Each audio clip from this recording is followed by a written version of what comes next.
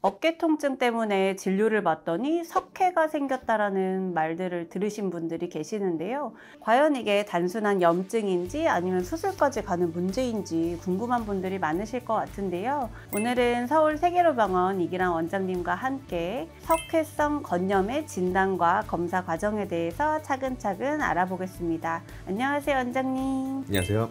네.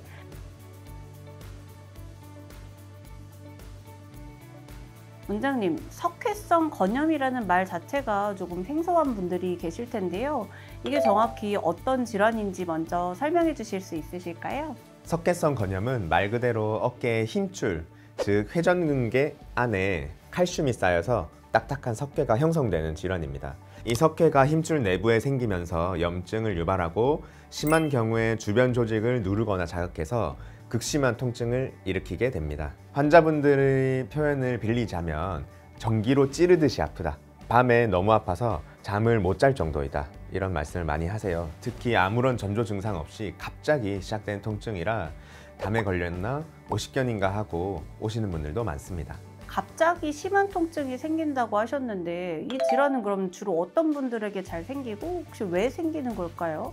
석회성 건염은 특히 팔을 자주 쓰는 직업이나 가사노동이 많은 분들이 자주 생긴다고 하는데요. 또는 당뇨, 갑상선 질환이 있는 분들에게도 연관성이 있는 것으로는 알려져 있습니다. 하지만 아직 정확한 원인은 밝혀지진 않았고 혈류장애나 미세 손상 후에 회복 과정에서 칼슘이 비정상적으로 침착되어서 발생하는 것으로 보고 있습니다.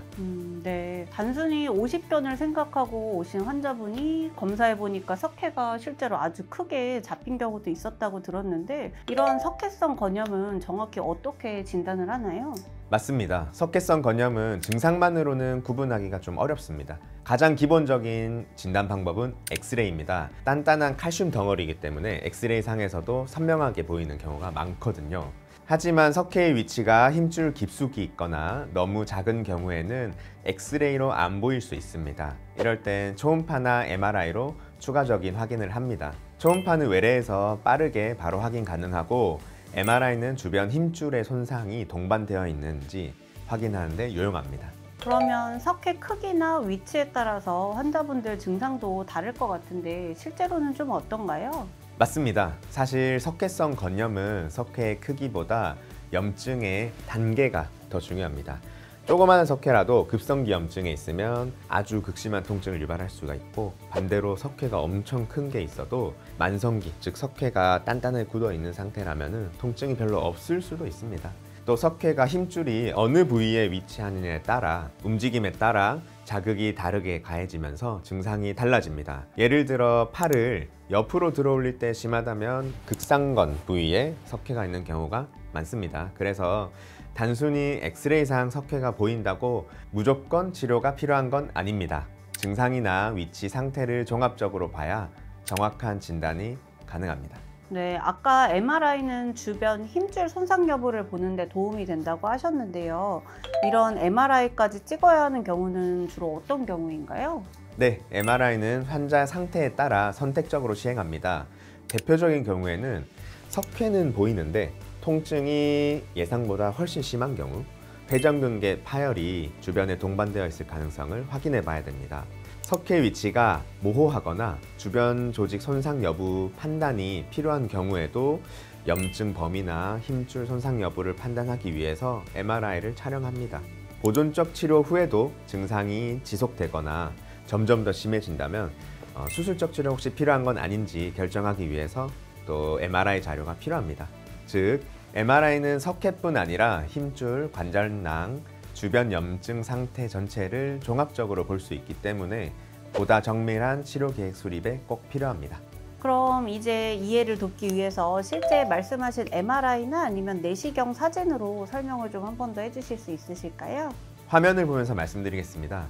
여기 보면 이 환자분은 오른쪽 어깨에 회전근개 힘줄 내 석회 침착이 보입니다. 엑스레이에서 하얗게 보이는 부분이 바로 석회가 침착된 부분입니다. 또 다른 환자분인데 MRI에서 까맣게 동그랗게 보이는 부분이 석회 부분이고요. 주변에 염증이 하얗게 퍼져 있고 조직이 부어 있는 모습도 확인할 수 있습니다.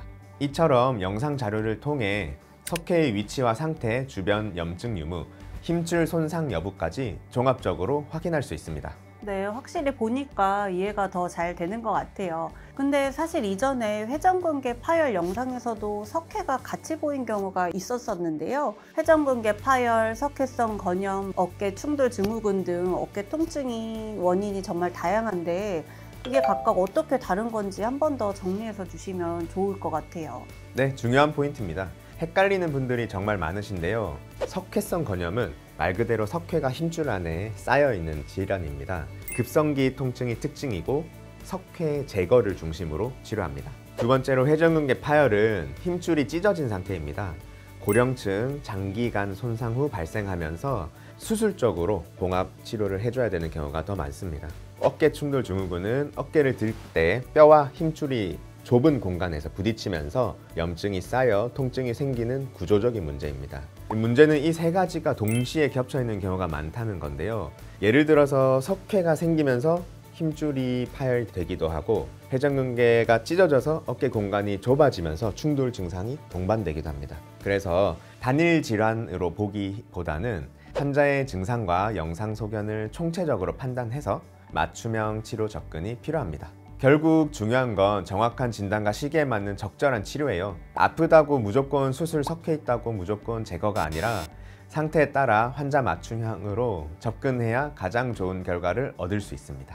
사실 석회성 건염이라는 말이 생소할 수도 있는데 이렇게 실제 영상 자료까지 보고 설명해 주시니까 훨씬 이해가 쉬우셨을 거라고 생각이 됩니다. 어깨에 석회가 보인다고 너무 걱정하지 마시고 정확한 진단과 단계에 맞는 치료를 잘 따라가시면 충분히 좋아질 수 있으니까요. 혹시 어깨 통증으로 걱정되시는 분들이 있다면 이기라 원장님이 직접 답변 달아주실 예정이니까 댓글 남겨주세요. 오늘도 시청해 주셔서 감사합니다. 감사합니다.